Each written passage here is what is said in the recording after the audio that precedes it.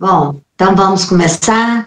Boa noite a todos, que Deus nos abençoe, para que a gente possa ter uma noite de estudos muito boa, que a gente possa aproveitar bastante. Não nos esqueçamos da nossa água para ser fluidificada e durante o nosso estudo, né? E a gente vai começar com uma prece.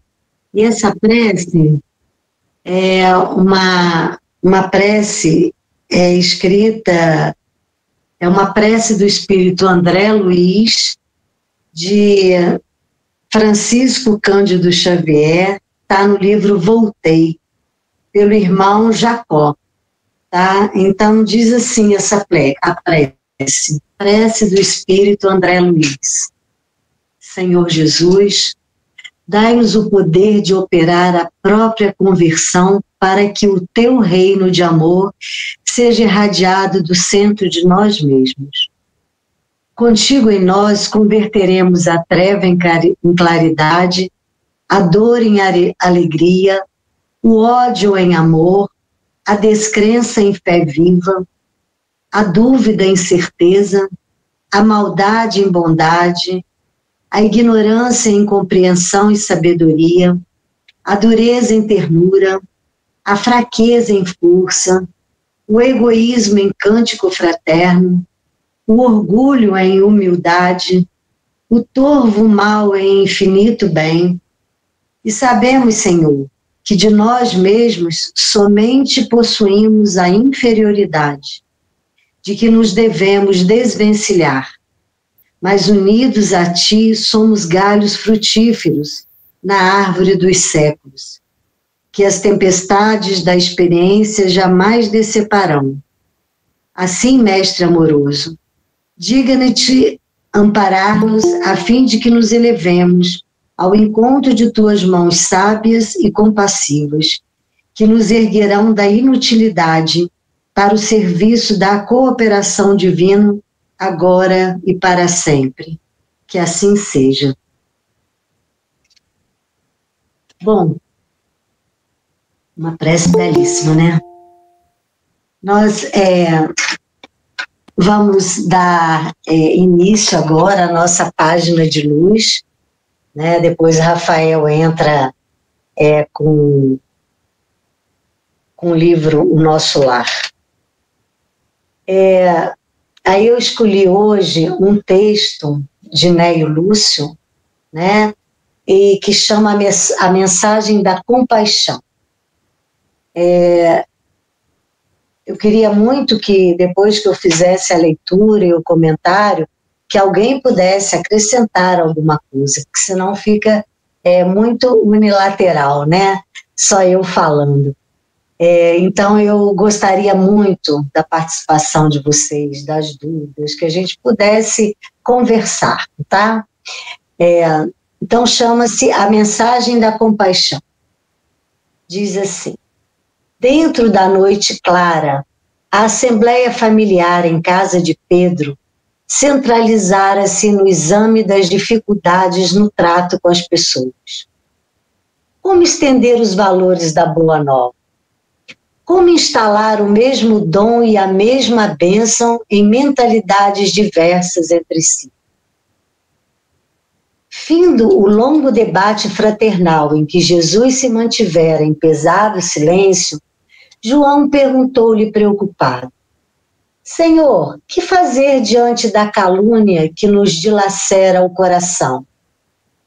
Tem piedade do caluniador e trabalha no bem de todos, respondeu o celeste mentor, sorrindo, porque o amor desfaz as trevas do mal e o serviço destrói a ideia desrespeitosa.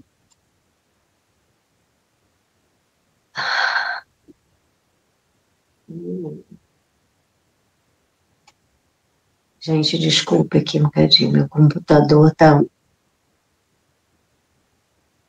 Mestre, ajuntou Tiago, filho de Zebedeu, e como agir perante aquele que nos ataca brutalmente? Um homem se conduz pela violência, acentuou o Cristo bondoso, Ele deve estar louco ou... Gente, perdão.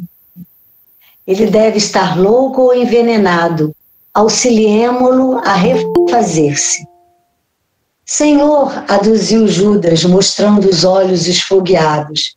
E quando o homem que nos ofende se reveste de autoridade respeitável, qual seja a de um príncipe ou de um sacerdote, com todas as aparências do ordenador consciente normal? Jesus respondeu: a serpente pode ocultar-se num ramo de flores, e há vermes que se habituam nos frutos de bela apresentação. O homem de elevada categoria, que se revele violento e cruel, é enfermo ainda assim. Compadece-te dele, porque dorme num pesadelo de escuras ilusões, do qual será constrangido a despertar um dia. Ampara-o como puderes e marcha em teu caminho, agindo na felicidade comum. Mestre, e quando a nossa casa é atormentada por um crime? Como procederei diante daquele que me atraiçoa a confiança, que me desonra o nome ou me ensanguenta o lar? Apieda-te do delinquente de qualquer classe, elucidou Jesus. E não desejes violar a lei que o próximo desrespeitou, porque o perseguidor e o criminoso de todas as situações carrega consigo a abrasadora fogueira. Uma falta não resgata outra falta, e o sangue não lava sangue, perdoa e ajuda. O tempo está encarregado de retribuir a cada criatura de acordo com seu esforço. Mestre, atalhou Bartolomeu, que fazer do juiz que nos condena com parcialidade? Tem compaixão dele e continua cooperando no bem de todos os que te cercam. Há sempre um juiz mais alto, analisando aqueles que censuram ou amaldiçoam. E além de um horizonte, outros horizontes se desdobram mais dilatados e luminosos. Senhor, indagou Tadeu, como proceder diante da mulher que amamos quando se entrega a quedas morais? Jesus fitou com brandura e respondeu por sua vez. Os sofrimentos íntimos que a dilaceram dia e noite não constituirão por si só aflitiva punição? Fez-se um balsâmico silêncio no círculo doméstico. E logo ao perceber que os aprendizes haviam cessado as interrogações, o Senhor concluiu: se pretendemos banir os males do mundo, cultivemos o amor que se compadece no serviço que constrói para a felicidade de todos. Ninguém se engane. As horas são inflexíveis instrumentos da lei que distribui a cada um segundo as suas obras. Ninguém procure sanar um crime praticando outros crimes, porque o tempo tudo transforma na terra, operando com as labaredas do sofrimento ou com o gelo da morte. Bom, como esses textos de Neio Lúcio nos ensinam, não é mesmo? Nesse capítulo de hoje, vimos como é difícil lidarmos com as pessoas, como é complicado ajudar, não é mesmo? Vimos em cada início de capítulo que Jesus sempre ouve os apóstolos e seus seguidores antes de dizer alguma coisa. Nessa página, há a participação de alguns deles com as suas dúvidas, como nós também temos as nossas dúvidas. Falou-se em calúnia, da ofensa, do homem que se vê superior aos outros, daquele que é violento, do criminoso, do delinquente, daquele que julga com parcialidade. E em todos os momentos, Jesus fala do perdão da ajuda e reforça que o tempo é o encarregado de retribuir a cada criatura de acordo com o seu esforço. Ele chama atenção para a compaixão que todos devemos ter, sempre cooperando com o bem. O homem, quando se habitua aos próprios problemas e aflições, muitas vezes ele passa a não perceber os sofrimentos do seu próximo. Mergulhado muitas vezes nas suas necessidades, ele fica ali às necessidades do seu irmão, ficando muitas vezes indiferente a fim de poupar-se maior soma de dores. Muitas vezes a gente deixa de perceber a dor do outro para que a gente se poupe, né? Para que a gente diga assim, ai meu Deus, mais um problema para resolver, não é? E aí a gente tem como exemplo disso, né, a parábola do bom samaritano, né? O homem não procurou nem saber o porquê que o outro tinha apanhado. Ele simplesmente agiu, ele teve compaixão daquele pobre homem que estava caído e fez tudo por ele, não é? A compaixão é uma virtude que nasce do amor incondicional e no desejo sincero de elevar o outro, né? Pouco importa se o outro, beneficiado pela compaixão, não valoriza, não o reconheça, nem sequer venha a identificar a ação que foi feita para ele. O essencial é que a gente tenha esse sentimento de edificação, o júbilo da realização, por menor que ele seja, naquele que a experimenta. Como é bom quando a gente faz pelo outro, né? Muitas vezes a gente, muitas vezes não sempre, o maior beneficiado somos nós, né? Nós precisamos nos permitir sentir a vida plenamente como uma enorme possibilidade de amar e de auxiliar a instalação de um mundo melhor. Nós fazemos parte da construção do mundo. E se nós queremos nos sintonizar com Deus, nós temos que pensar até que ponto nós temos compaixão, ou até que ponto a compaixão faz parte da nossa vida, né? Há poucos dias eu li uma mensagem e que dizia alguns pontos de que a gente deveria fazer todos os dias. Então, um deles é que você tenha que fazer o bem todos os dias, independente a quem, né?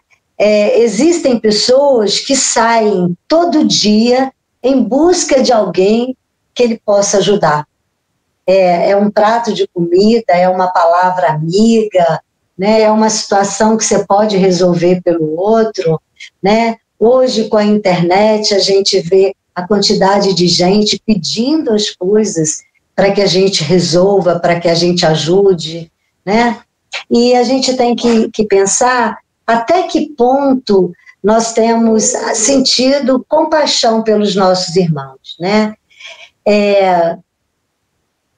Eu não sei se vocês já perceberam, já observaram, que a vida sempre coloca pessoas em nosso caminho para nós aprendermos e para a gente exercitarmos esse sentimento de compaixão. O outro é sempre a nossa oportunidade de auxiliar e de crescer. Jesus encerra esse texto de uma forma muito bonita. Ele diz assim, só para lembrar: se pretendemos banir os males do mundo, que cultivemos o amor que se compadece no serviço que constrói para a felicidade de todos. Ninguém se engane, As horas são inflexíveis instrumentos da lei que distribui a cada um segundo as suas obras. Ninguém procure sanar um crime praticando outros crimes, porque o tempo tudo transforma na terra, operando com as labaredas do sofrimento ou com o gelo da morte. Isso é o que eu gostaria de falar para vocês hoje. E eu gostaria de saber se alguém tem alguma coisa para contribuir, ou não concorda, ou concorda. Alguém pode participar? Alguém quer participar? Gente, boa noite. Aninha. Oi, Fernando. Estão me ouvindo? Aqui, você estava falando e eu me lembrava de uma coisa muito interessante. Tudo na nossa vida é um aprendizado, mas tudo é difícil até que seja aprendido. Depois se torna um hábito, uma coisa automática. Então, assim, os sentimentos, há um abismo entre a criança e uma pessoa amadurecida. A gente tem um caminho longo do analfabetismo até um nível superior, estudantil. Da mesma forma, são os nossos sentimentos. É normal que quando nós nos deparamos com sentimentos em nós ainda de ciúme, de inveja, de raiva e etc. Mas o grande desafio do qual nós estamos aqui é para elevar esses sentimentos de um padrão mediano a baixo a um padrão mediano a mais elevado. Então, a piedade, o Evangelho está sempre realçando para a gente a piedade, a compaixão. Aí a gente tem tanta teoria da religião, muitos se perdem, ficam paralisados ali na teoria. Mas o mais interessante realmente é quando se depara com a situação da compaixão, que eu acho que é talvez um dos mais altos degraus aí do aprendizado do sentimento. Então veja, se a gente conseguir praticar por algumas vezes, por alguns momentos, como você está falando, como é que está a compaixão em nós? Se a gente mantiver esse exercício nos momentos difíceis da vida, nos momentos fáceis também, se a gente não se perder só no nosso deleite, e manter isso em prática por um tempo, isso vai se tornar um hábito. E depois que se torna um hábito, a gente não consegue mais não agir nesse padrão de comportamento. Então, parece impossível, mas se a gente perseverar um pouquinho, por um tempo, fazendo o exercício da compaixão, ou pelo menos não caindo naqueles sentimentos baixos, fica na piedade. Eu não vou entrar em conflito com aquele que me fere. Não, vamos ver se eu consigo ajudar o que me fere de alguma forma. Vai um pouquinho mais, vai na compaixão. E não ficando naquele padrão de egoísmo, eu vou pensar só em mim, eu vou pensar no coletivo. Quer dizer, a compaixão força a gente a um padrão que a gente não está acostumado. Se a gente passar a vida tentando exercitar um pouquinho mais a compaixão, como você desperta, nos momentos que acha que não dá para ter compaixão, mas acredita que é viável, é o nosso caminho, a gente vai sair daqui bem melhor do que chegou, independente de qualquer teoria, qualquer benefício material. Essa construção dentro de nós, eu acho que é o ponto primordial que o Cristo e todo o plano espiritual vem para trabalhar a gente. Era isso que eu queria falar. E é interessante que tudo a gente aprende, né? Você aprende a ter compaixão, você aprende a ser caridoso, né? Então, se a gente começar devagarinho, a gente também vai aprendendo. E você sabe que eu tenho achado muito interessante no mundo é que as crianças hoje, muitas delas, elas já nascem com um sentimento, esse sentimento de ajuda, de compaixão. Vocês já observaram isso? De participação, de cooperação. Isso, eu acho que as crianças que estão vindo hoje para esse mundo, elas já têm um sentimento assim, diferenciado de alguns de nós que já estamos aqui há algum tempo, né? Mais alguém quer falar mais alguma coisa? Não? Microfone aberto para ninguém? Bom, Rafael, agora é com você, tá? Você tá aí? Oi, tô. Boa noite. Boa noite. Bom estudo, tá? Boa noite a todos. Boa noite a todos. Todo mundo me ouve? Bom, boa noite a todos. Está todo mundo me ouvindo bem? Sim. Perfeito. Tá dando para ouvir bem. Tá, beleza, então. Valeu, é porque aqui no computador caiu, voltou, enfim. A gente vai dar sequência aí no estudo da obra Nosso Lar. A gente está no capítulo 17, em casa de Lísias.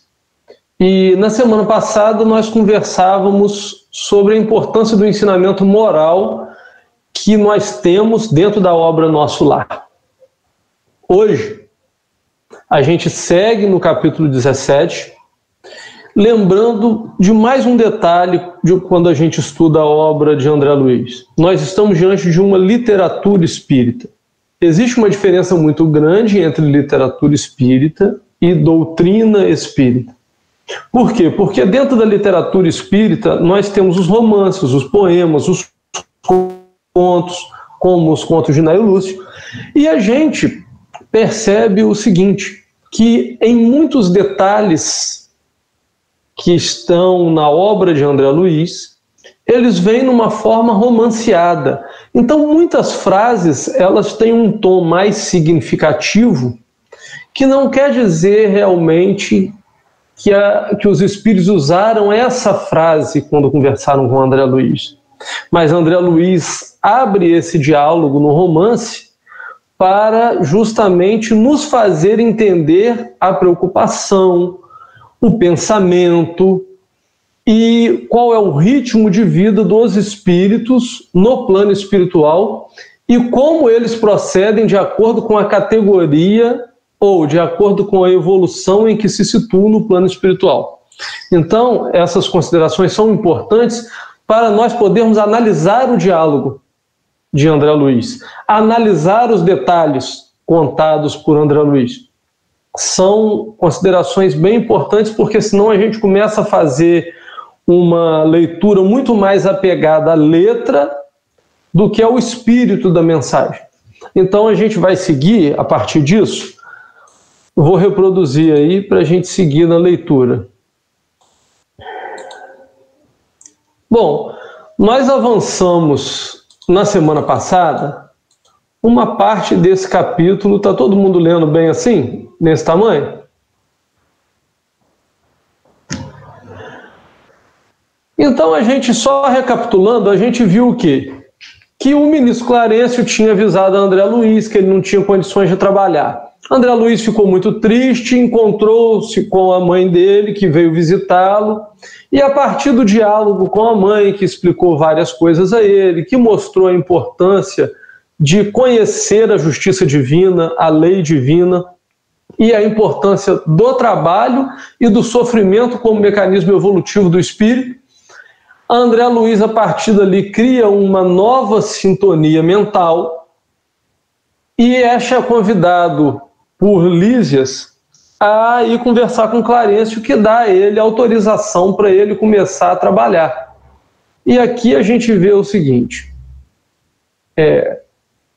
olhei para Lísias como irmão que devia participar da minha felicidade indizível naquele instante. André Luiz falando a Lísias. O enfermeiro correspondeu-me ao olhar com intenso júbilo. Não cabia em mim de contente. Era o início de vida nova. De alguma sorte, poderia trabalhar ingressando em escolas diferentes. Clarencio, que parecia perceber minha intraduzível ventura, acentuou. Tornando-se dispensável sua permanência no parque hospitalar, examinarei atentamente a possibilidade de sua localização em ambiente novo. Consultarei alguma de nossas instituições. E aqui a gente conversou sobre o fato de que nós muitas vezes estamos em determinados setores da nossa vida que, por mais que não sejam agradáveis para nós ou que a gente perceba a possibilidade de avançar, nós estamos em tratamento quando estamos em determinadas fases da nossa vida. Bom, ali seguiu. Fitei o visitador num transporte de alegria. Clarencio, por sua vez, também lhe endereçou um olhar de aprovação, murmurando. Essa aprovação é o que aqui? O Lísias disse que vai receber André Luiz em sua casa. E aqui a gente abre um espaço. Tem casa dentro de nosso lar? Ou seja, existe um lar dentro de nosso lar, da colônia espiritual nosso lar? É justamente isso que a gente começa a ver aqui. E o Clarencio diz assim, muito bem, Lísias, Jesus alegra-se conosco sempre que recebemos um amigo no coração. Veja que interessante. O Lísias fala que vai receber André Luiz em sua casa, mas a observação de Clarencio é que ele está recebendo André Luiz no coração. Por quê? Porque entrar em qualquer departamento físico ou receber as pessoas em qualquer departamento físico é fácil. Difícil é a gente receber as pessoas no nosso coração. Receber bem recebido as pessoas em nossa casa é fácil. Difícil é a gente acolher as pessoas no nosso coração. Difícil é a gente tratar as pessoas como se fossem irmãs, que é aquilo que nós somos. Nós fazemos parte de uma grande família, a família universal, de modo que todos nós, sendo filhos de um mesmo pai, todos somos irmãos. Essa dificuldade de acolher as pessoas ainda é muito grande para nós, mas o Clarencio percebe que Lísias não estava simplesmente convidando o André Luiz a se hospedar na sua casa, estava permitindo que André Luiz caminhasse no seu coração. Isso é bonito demais. É bonito porque a gente permite que as pessoas andem, tenham livre acesso em vários ambientes que nós dividimos com eles no plano físico. Mas não permitimos que as pessoas muitas vezes acessem os nossos corações, porque temos medo de sofrer, porque temos medo das pessoas, porque não sabemos lidar com as frustrações que as pessoas podem trazer para nós. Mas Lísias já era um espírito preparado para isso. Os espíritos, à medida que evoluem, eles trabalham com o coração mais aberto. Coração aberto não é sinônimo de ingenuidade. Significa saber com quem está lidando e permitir que essa pessoa penetre no meu coração, porque não existe ajuda fraterna sem coração aberto. Então vamos para frente. Abracei o prestativo enfermeiro, André Luiz falando, sem poder traduzir meu agradecimento. A alegria às vezes nos emudece. Guarde este documento, disse-me atencioso o ministro do auxílio, entregando-me pequena caderneta. Com ele, poderá ingressar nos ministérios da regeneração, do auxílio, da comunicação e do esclarecimento. Durante um ano, decorrido esse tempo, veremos o que será possível fazer relativamente aos seus desejos. Instrua-se, meu caro, não perca tempo. O interstício das experiências carnais deve ser bem aproveitado. Lísias deu-me o braço e saí enlevado de prazer. Bom, veja aqui o que a gente tem. A gente percebe, o Lísias vai receber André Luiz, mas a gente percebe o ministro Clarencio entregando a André Luiz uma caderneta que permite ele acessar determinados setores de nosso lar. Com certeza, para o pessoal entender na época, hoje seria uma espécie de cartão magnético que o Clarencio estaria entregando a André Luiz. Mas o que a gente percebe? Olha, ele tem um ano para acessar, depois ele vai ser avaliado de novo. Isso é muito importante não só nas tarefas das casas espíritas, como também na vida. Porque o trabalhador, ele acha que porque ele entrou em determinada área ou um determinado setor de trabalho na casa espírita, ele conquistou um espaço e que aquele espaço está aberto para ele para sempre. Mas o que abre espaço de trabalho para nós no meio espiritual, no ambiente espiritual, é o equilíbrio. O que abre espaço para nós nas lides espíritas, nas lides do trabalho nas lidas com o trabalho de Jesus, é a sintonia e a postura mental. Por isso Clarencio diz, olha, daqui a um ano a gente avalia de novo como é que está seu acesso. Por quê? Pode ampliar, mas pode também reduzir. Porque o espírito nessa fase que nós estamos, a maioria de nós pelo menos está nessa fase de espírito imperfeito, nós viajamos e oscilamos. Nós não podemos dizer que temos todas as conquistas espirituais que já conquistamos para o nosso espírito, tudo aquilo que muitas vezes a gente pratica dentro da casa espírita. Tudo aquilo que a gente pratica, às vezes, em determinados momentos da nossa vida. Por quê?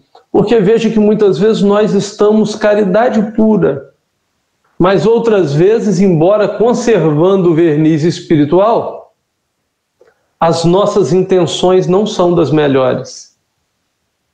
Então, o que eu estou querendo dizer com isso? Eu estou querendo dizer que nós precisamos ter esse equilíbrio, mas esse equilíbrio interno, esse equilíbrio real para conduzir os trabalhos. E isso não é só para trabalho espírita, isso é para a vida. E o Clarencio, sabendo disso, deu a ele, ó, você tem livre acesso aí por um ano, depois vamos avaliar. Pode melhorar, mas pode piorar. Dependendo, a pessoa vai ter que passar por uma reciclagem. E não tem nada de mais isso. Isso é muito comum nessa nossa categoria espiritual. Veja que Paulo de Tarso dizia sempre, olha, o bem que eu quero eu não faço, mas o mal que eu não quero eu faço. Isso significa o quê? Uma dualidade. Uma dualidade. Olha, eu já sei o que eu quero, mas eu ainda tenho dificuldades. Então, os espíritos estão sempre avaliando e por isso que a gente precisa da autoanálise junto. O espírito imperfeito tem dificuldade de fazer autoanálise. Então é sempre bom essa avaliação do ministro. Vamos seguindo aí? Lísias deu-me o braço e saí enlevado de prazer. Passados minutos, eis-nos à porta de graciosa construção cercada de colorido jardim. É aqui, exclamou o delicado companheiro. E com expressão carinhosa acrescentou, o nosso lar dentro de nosso lar. Ao tinido brando de campainha no interior, surgiu à porta simpática matrona. Mãe, mãe, gritou o enfermeiro Lísias, apresentando-me alegremente. Este é o irmão que prometi trazer-te. Seja bem-vindo, amigo, exclamou a senhora nobremente. Esta casa é sua. E abraçando-me, soube que sua mãe não vive aqui.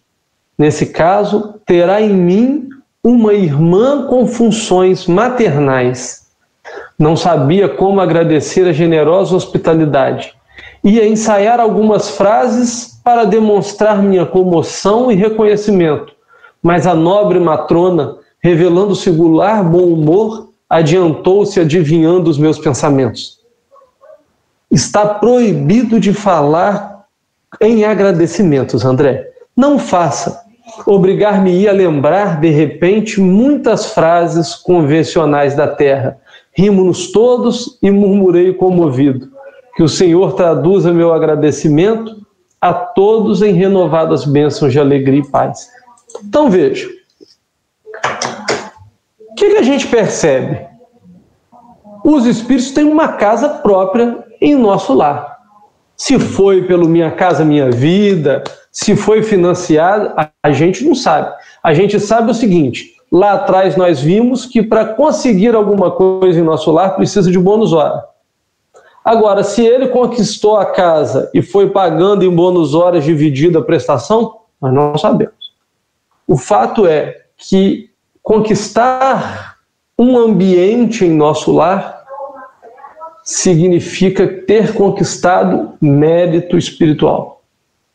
Então, aquela família conquistou, ela tem trabalho prestado, tem serviço prestado. E quando a gente fala em casa, a gente fica imaginando, como é que será que é uma casa? É igual uma casa aqui? Será que as casas lá eram casas geminadas? Será que as casas eram projetadas todas iguais? Não vem o caso. É romance. André Luiz está trazendo para nós ali a visão de que existem alojamentos na colônia espiritual. E esses alojamentos são como as casas aqui na Terra. São alojamentos particulares, privados. E as pessoas recebem outros companheiros, têm a liberdade de receber outros companheiros dentro desses alojamentos espirituais, dentro dessas casas, seja qual for o nome que a gente queira dar. Agora, a gente percebe ali um outro detalhe. A mãe de Lísias recebe ele com o mesmo carinho que o Lísias estava recebendo. É carinho fraternal, fraternidade. Porque se fala muito em fraternidade, mas a gente ainda não consegue alcançar o que significa esse princípio da fraternidade. Porque é um princípio basilar para qualquer trabalho do Cristo. Qualquer trabalho que a gente vai fazer na esfera do Cristo, a primeira coisa que tem que ter é a fraternidade. Allan Kardec coloca isso muito bem na Revista Espírita. Se o trabalho não tem fraternidade, ele tem dificuldade de ter sintonia com Jesus. Então ali a gente percebe a fraternidade e aquela mãe do Lísias se colocando à disposição. Ela não fala que vai ser, vou ser uma mãe para você. Por quê? Porque ele não é órfão. Vou ser uma irmã em funções maternais. E antes que ele pudesse agradecer, ela fala, não faz isso não, para eu não ter que lembrar de coisas da terra. Aqui vale a gente lembrar que é um romance. Por quê? Porque senão fica parecendo uma coisa muito piegas. Essa coisa do não agradece não, olha, você está me agradecendo. Não. Isso daí é uma forma romanceada de mostrar a preocupação dos espíritos à medida que eles alcançam um nível mais superior, um pouco que o nosso, a preocupação que eles têm com o orgulho. Porque eles ainda estão na dualidade tipo Paulo de Tarso. E eles se previnem a todo instante de determinados momentos, ou de determinadas frases, ou de determinados elogios, que possam prejudicá-los na evolução espiritual. Prejudicar na evolução espiritual é o quê? Você praticar algumas coisas que tragam à tona o orgulho daquele espírito. O Emmanuel, mentor espiritual de Chico Xavier, ele compara o orgulho a uma sarna, a infestação de uma sarna. É interessante isso está na obra Seara dos Médiuns. Ele compara sempre o orgulho com uma enfermidade. E ali ele compara o orgulho com a infestação de uma sarna, que ele diz assim, olha, basta começar para aquilo de repente tomar seu corpo todo. Basta você ter um pouquinho do orgulho para aquilo começar a crescer e se alastrar sobre o seu espírito todo. Mas não é se alastrar pela superfície como se fosse uma sarna, é se alastrar em termos de sentimento. Porque a pessoa orgulhosa, quanto mais você vai enaltecendo, vai elogiando e vai colocando ela, mais ela vai ganhando força, e aí, quando você vê, ela é orgulho só. Tudo que você faz depois que contraria aquela pessoa, ela se sente machucada. Por quê? Porque, na verdade, ela é todo orgulho.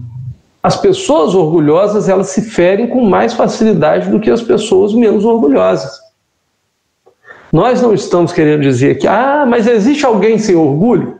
O orgulho é algo que precisa ser trabalhado. Paulo de Tarso, por exemplo, pegou o orgulho dele, a virilidade dele, e trabalhou aquilo para ser um missionário do Cristo. Ele transformou o orgulho em força moral. É diferente. Então ali a gente vê esse romance muito, muito, muito próximo daquilo que a gente via no próprio Chico Xavier. O Chico era assim: ah, Chico, eu estou sentindo um cheiro de rosas, eu acho que está vindo de você. Aí o Chico abotoava o terno, falava: ah, minha filha, de mim o único cheiro que sai é Detefon ou naftalina. Por quê? Era uma forma dele se blindar desses elogios que não ajudavam ele, até pelo passado que ele tinha, de acordo com o que a gente sabe aí do passado do Chico, como médium, né, no trabalho das obras básicas, e para ele se blindar daquele orgulho. Então o Chico estava sendo assim: ah, Chico, será que eu fui isso? Será que eu fui aquilo? Lá, meu filho, eu fui a pulga do leão. O Chico estava sempre assim, procurando se diminuir, se colocar na condição de um verme, de um cisco, para se proteger do orgulho. Essa frase é uma forma romanceada de mostrar um espírito se protegendo do orgulho. Porém, isso no plano espiritual e contado de uma forma literária. A gente segue.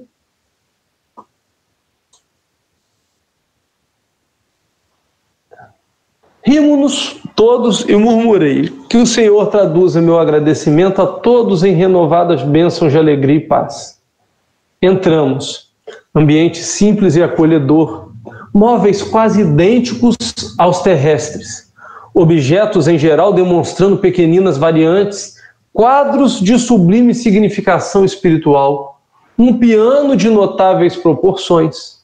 Descansando sobre ele, grande harpa talhada em linhas nobres e delicadas.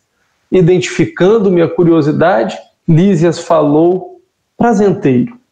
Como vê, André, depois do sepulcro, não encontrou ainda os anjos harpistas, mas aí temos uma harpa esperando por nós mesmos.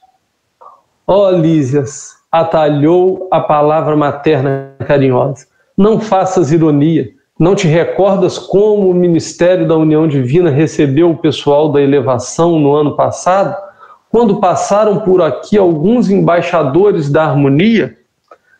Sim, mamãe, mas quero apenas dizer que os harpistas existem e precisamos criar audição espiritual para ouvi-los, esforçando-nos por nossa vez o aprendizado das coisas divinas. Em seguida aos conceitos obrigatórios de apresentação, com que relacionei minha procedência, vim a saber que a família de Lísias vivera em antiga cidade do estado do Rio de Janeiro, que sua mãe chamava-se Laura e que em casa tinha consigo 2 irmãs, Yolanda e Judite. Bom, olha que coisa interessante, faz parte do romance. Cria-se a situação de harpas e mostra que em nosso lar tem instrumento musical. Muitas vezes a gente vê em psicografias a narrativa de que um espírito, quando desencarnou, foi recebido pelo coro celeste, pelo coro celestial. E a gente fica naquela coisa: isso é um eufemismo, isso é uma figura de linguagem, isso é uma figura de linguagem, isso é uma linguagem para poder expressar. Não. Na verdade, muitas vezes, no plano superior, ele tem a sua musicalidade própria. Porque a música, ela interfere, sim, na ambiência espiritual. Então, veja, se a música não interfere na ambiência espiritual, significa que a música tem energia. E realmente tem. Está lá no Livro dos Espíritos. As músicas e quaisquer sons, até esse som que nós falamos, emitem energias. Agora, a gente pode perceber que ali ele coloca a harpa e o piano. Por quê? Porque a gente está muito acostumado a dizer que no céu tem um anjinho que toca a harpa. E aí ele faz a ironia: olha, aqui, como você percebe, a gente não tem anjo tocando harpa. Somos nós que tocamos a harpa. significa que cada espírito constrói a sua própria história. Que você não vai chegar no plano espiritual e vai encontrar um anjo tocando harpinha e dedicando, não. Nós somos convidados a tocar a harpa. Porque, na verdade, quando os espíritos superiores chegam à Terra para fazer esse trabalho do Consolador prometido, o que eles colocam lá? Lá no Evangelho, na introdução de O Evangelho segundo o Espiritismo. Aliás, não é nem na introdução, é no prefácio. Ele mostra o seguinte, que os espíritos chegaram e estão nos convidando para tocar os instrumentos. A orquestra está pronta. Deus é o maestro. E nós? Nós não somos convidados a assistir à apresentação. Nós, principalmente espíritas, mas não só espíritas. Porque às vezes a pessoa fala assim, o trabalhador da última hora é sempre espírita, é sempre não sei o quê. Não. Todos nós que precisamos de trabalho, que já temos consciência da importância de Jesus Cristo em nossas vidas, sabemos da importância de trabalhar para Jesus. Porque se nós queremos que Jesus se envolva com os nossos problemas, com as nossas dívidas, com as nossas discussões, com tudo aquilo que nós queremos para nós, é justo que nós também nos envolvamos na seara do Mestre, nos trabalhos de Jesus. Então nós não somos convidados a assistir a apresentação. Quem vai assistir a apresentação são as pessoas que não têm consciência. O Lísias está mostrando para ele que nós somos convidados a tocar a harpa, nós somos convidados no Evangelho segundo o Espiritismo a pegar a lira. Nós somos convidados a pegar o nosso instrumento e participar da orquestra, cujo maestro é Deus. Então, nós precisamos entender que a postura espiritual nossa, que já está e que já conhece Jesus, é uma postura de atividade. Mas se nós nos consideramos servos de Deus, não podemos também nos esquecer de que também tem hora que somos filhos de Deus. Porque muitas vezes a gente bate muito na face de que nós somos servos de Deus. Mas isso não nos retira da condição de filhos. Nós precisamos do amparo de Deus para as nossas vidas. Nós precisamos do amparo de Deus no momento em que precisamos de consolação. Porque não é porque eu já toco harpa, que eu já estou trabalhando na seara do Cristo, que eu não preciso ser consolado. Todos nós precisamos de consolação. E a instrução é a melhor forma de se consolar. Por isso o Clarencio ali atrás fala, olha André Luiz, comece a se instruir. Porque quanto mais você aprende, menos você sofre. Ou quanto mais você aprende, você pelo menos sofre de forma diferente. A gente segue.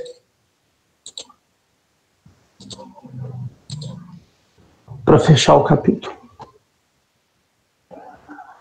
Em seguida aos conceitos obrigatórios de apresentação com que relacionei minha procedência, vim a saber que a família de Lísias vivia em antiga cidade do Rio de Janeiro, que sua mãe chamava Laura, e que em casa tinha consigo 2 irmãs, Yolanda e Judite, uma residência unifamiliar. Respirava-se ali doce e reconfortante intimidade. Não conseguia disfarçar meu contentamento e enorme alegria. Aquele primeiro contato com a organização doméstica na colônia enlevava-me.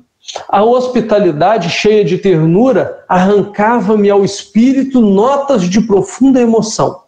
Em face do tiroteio de perguntas, Yolanda exibiu-me livros maravilhosos, notando-me o interesse. E notando-me o interesse, a dona da casa disse: temos em nosso lar, no que concerne à literatura, uma enorme vantagem. É que os escritores de má fé, os que estimam o veneno psicológico, são conduzidos imediatamente para as zonas obscuras do umbral. Por aqui não se equilibram nem mesmo no ministério da regeneração, enquanto perseveram em semelhante estado d'alma. não pude deixar de sorrir, continuando a observar os primores da arte fotográfica nas páginas sob meus olhos. Em seguida, chamou-me Lísias para algumas dependências da casa, demorando-me na sala de banho, cujas instalações interessantes me maravilharam. Tudo simples, mas confortável. Não voltara a mim da admiração que me empolgava quando a senhora Laura convidou à oração. Sentamo-nos silenciosos em torno da grande mesa. Ligado em grande aparelho, fez-se ouvir música suave. Olha só. Aparelho de música, de som. Era o louvor do momento crepuscular. Surgiu ao fundo o mesmo quadro prodigioso da governadoria, que eu nunca me cansava de contemplar todas as tardes no parque hospitalar. Naquele momento, porém, sentia-me dominado de profunda e misteriosa alegria. E vendo o coração azul desenhado ao longe, senti que minha alma se ajoelhava no templo interior, em sublimes transportes de júbilo e de reconhecimento. Duas coisas bem interessantes aqui. Uma, lá só tem livro bom, só tem literatura boa. Ele observou o livro, observou o quadro. Então, a arte em nosso lar é uma arte diferenciada. A música em nosso lar é uma música diferenciada. Do mesmo jeito, a literatura e tudo mais que a gente percebe, né, em termos de arte. E por que isso? Porque, na verdade, as pessoas, à medida que vão tendo essa visão espiritual da vida, elas vão tendo mais otimismo. Elas vão lidando de forma melhor, vão se tornando pessoas menos amargas. E veja, quando nós falamos de arte e de literatura com otimismo e menos amarga, nós não estamos nos referindo que tudo tem que ser desenhado como se fosse só anjinho da Capela Sistina, como se fosse só umas coisas barrocas que a gente vê por aí. Não. Muitas artes importantes, muitas obras de arte importantes e muita literatura importante foi utilizada para denunciar determinados fenômenos sociais que a gente vê na sociedade. E aí a gente tem aí Guimarães Rosa, outras pessoas mais denunciando em várias coisas da localidade do Brasil fenômenos sociais que aconteciam de discriminação, de pobreza, de escravidão. E muitas vezes você, para narrar esse tipo de coisa, não tem como você fazer uma coisa bonitinha. Porque a realidade não é sempre bonita.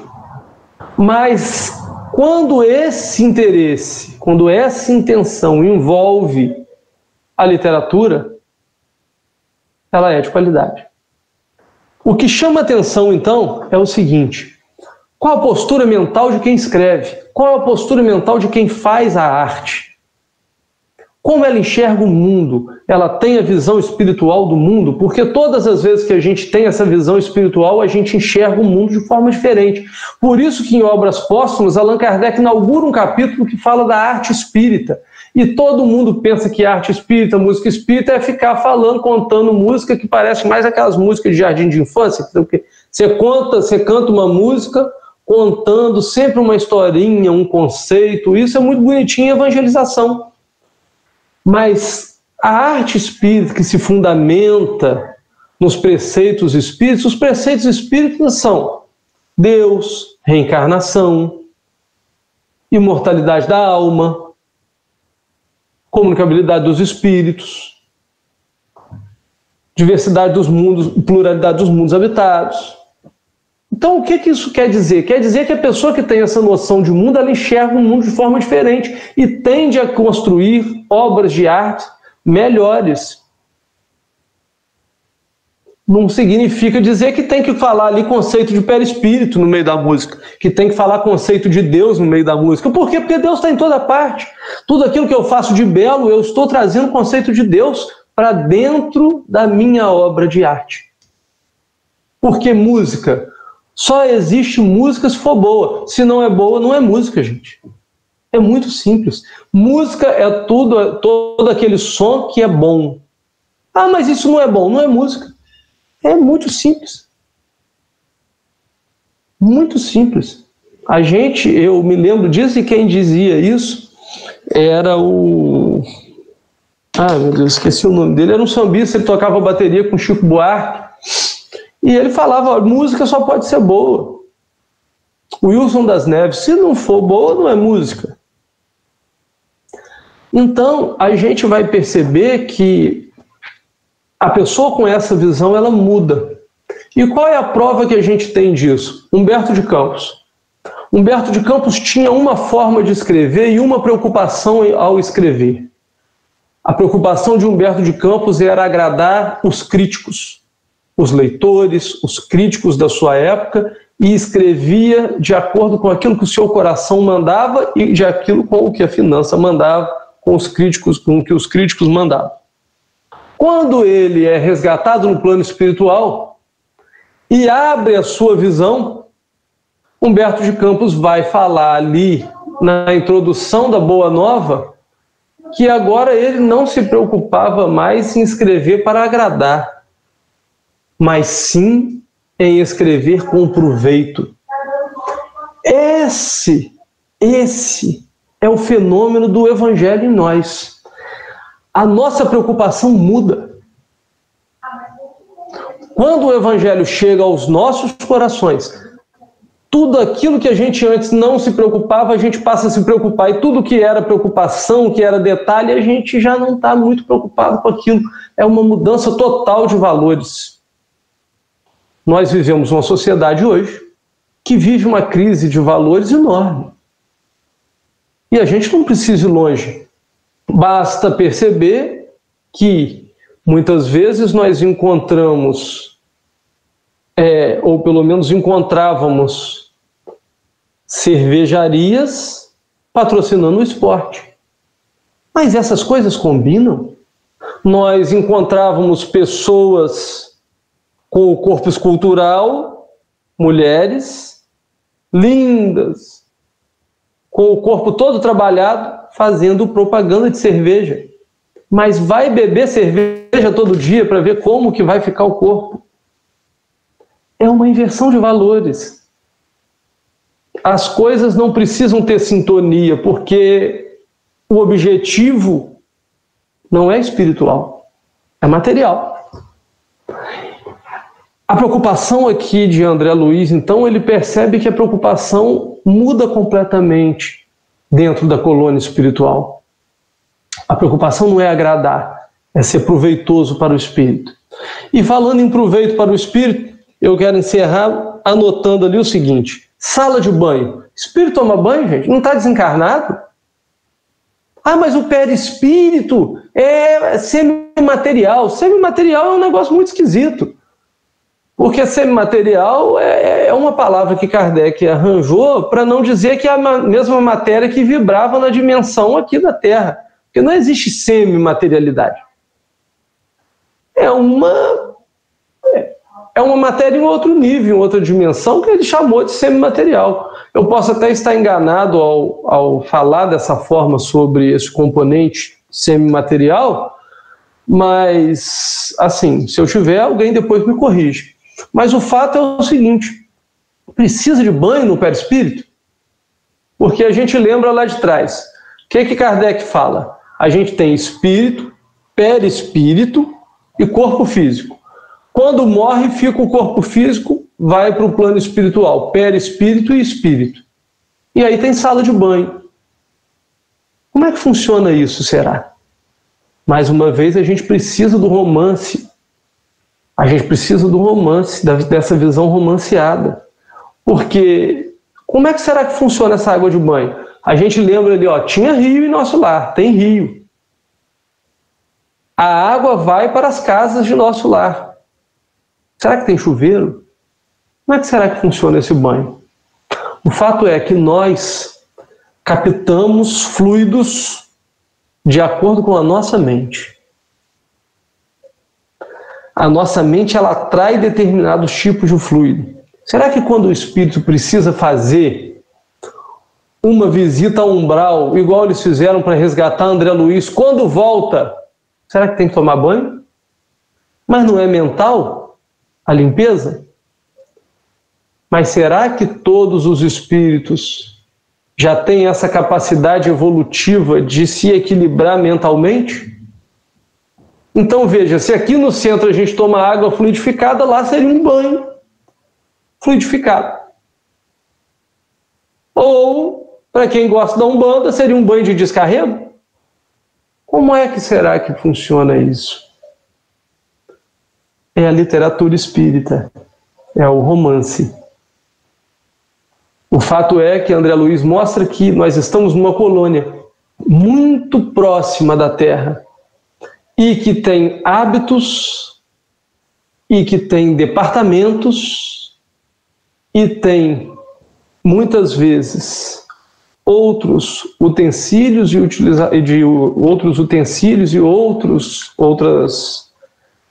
são utensílios do lar como nós temos aqui na Terra. Então o espírito ainda está muito ligado àqueles usos e costumes da Terra. Essa é a mensagem que André Luiz quer passar para nós. Nós estamos numa colônia que vai preparando os espíritos para evolução e para essa vida cada vez mais desmaterializada. Que Jesus possa nos abençoar. Se alguém tiver alguma dúvida, alguma coisa para perguntar, estou aí à disposição. Nós temos uns instantes finais.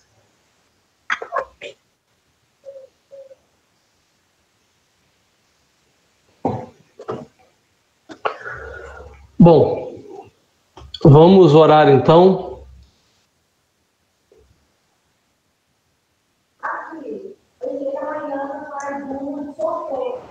Senhor Jesus, companheiros de todas as horas, estamos aqui para agradecer por mais um dia de trabalho, mais uma noite de estudos.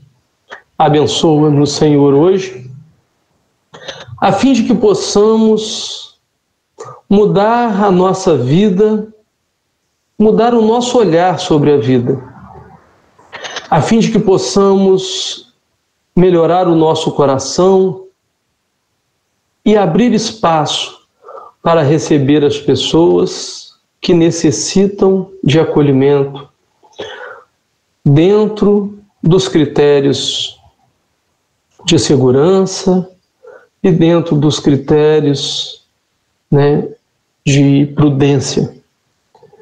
Senhor Jesus, cuida de nós, que ainda precisamos tanto do seu amparo. Ampare a todos esses espíritos que estão aqui conosco hoje nesses estudos, em nossos lares, acompanhando mais um dia de trabalho. Que os mentores espirituais que nos protegem possam também ser iluminados pela tua benevolência, hoje, amanhã e sempre. Cuida de nós, Jesus, que assim seja.